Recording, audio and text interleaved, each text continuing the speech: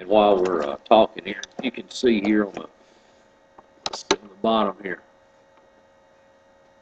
right there. See on the bottom, these have drainage holes. You probably want to get a bag that's got a good drainage system in there, because if this was to get wet, water will drain out. It won't stay in your bag. Things will get wet, but they won't just stay soaked in the water. All right. Next, in the next compartment, I have some cream. I have some Q-tips. I have some lotion. Here we have a small first aid kit. I will do a review on a first aid kit at a later date. This is just a very watered down, just some band-aids and gauze, things like that. There is some shampoo, and I have a pair of earplugs there. Not real sure how those got in there, but they're there if I need them. All right, next, let's go to the side compartments here. See, again, this zipper is just really annoying. So what do we have in this side compartment? Have an emergency space blanket. You really ought to have at least one or two of these.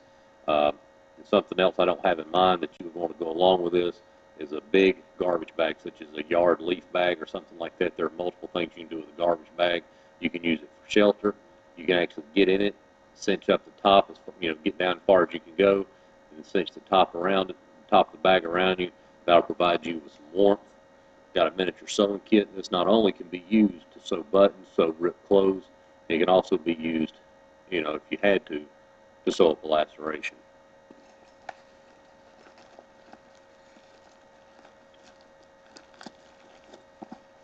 Have a tube tent. Again, if you got stranded overnight, you were unable to get a hotel room and you needed some shelter, tube tents provide great shelter. They're small and compact, as you can see. All right, let's go to the other side here. Emergency poncho. This will keep you dry, possibly ward off hypothermia by keeping you dry. You need to get a few of those. You can get most of this stuff now. Just let me pause a second. Emergency ponchos, tube tents, those silver space blankets. All this stuff can be ordered off eBay remarkably cheap. I accidentally ordered a whole box of those emergency space blankets, and I've got another 20 upstairs.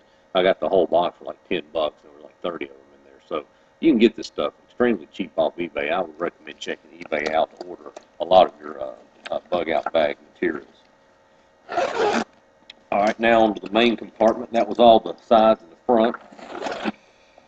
So what's on the inside here? Here's the cord I was talking about. You cannot beat. Some people call it paracord. Some people call it prusik rope. Whatever you call it, you can't beat having this stuff. This stuff is great. It is very strong. It can actually be used for rappelling in an emergency situation. I have a fire escape kit that I take to on vacations and on conferences when we have to stay in high-rise hotels. That has about 200 foot of 8mm prusik rope in it with some carabiners and enough webbing to make a harness for me and Donna, and you could actually rappel in an emergency situation where this stuff is strong enough to hold you. So you need to get some. Next, I have extra T-shirts. Underwear is also in here because, in an emergency situation, if you get scared, you may soil yourself. So, probably want to have some extra drawers laying around. I have some extra shaving equipment, some shaving gel. Here's my medicine box. I have things for allergic reactions, Benadryl, the H2 blockers such as Zantac and Peptids in here. I've got some Zyrtec in here.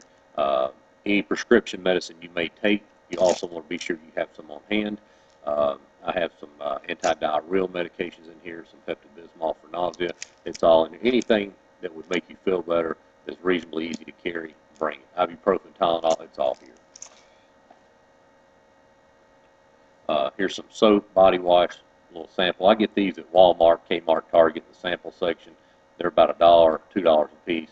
You can't beat it. These store well, and this is what you want to take. And this is the kind of thing I was talking about here, these sample sizes. If you go on a trip and you forget your shaving cream, if you get your soap, things like that, and they don't have them in a hotel or you stay in some cheap hotel, you'll have it with you. Next, we have wipes. These can be used for your hind end if you need to.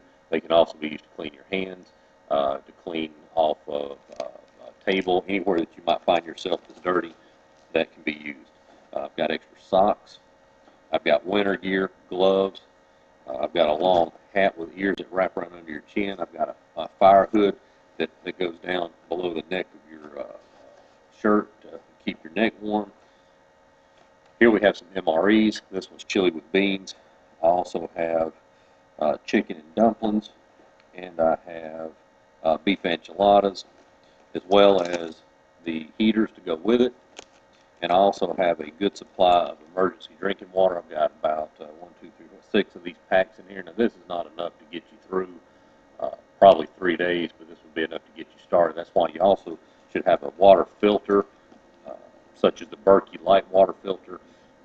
You can find that on ready-made resources, but this would be enough to get you started. Again, I said this kit is not 100% complete. I do need a water filter in here, and I need to replace the toothbrush.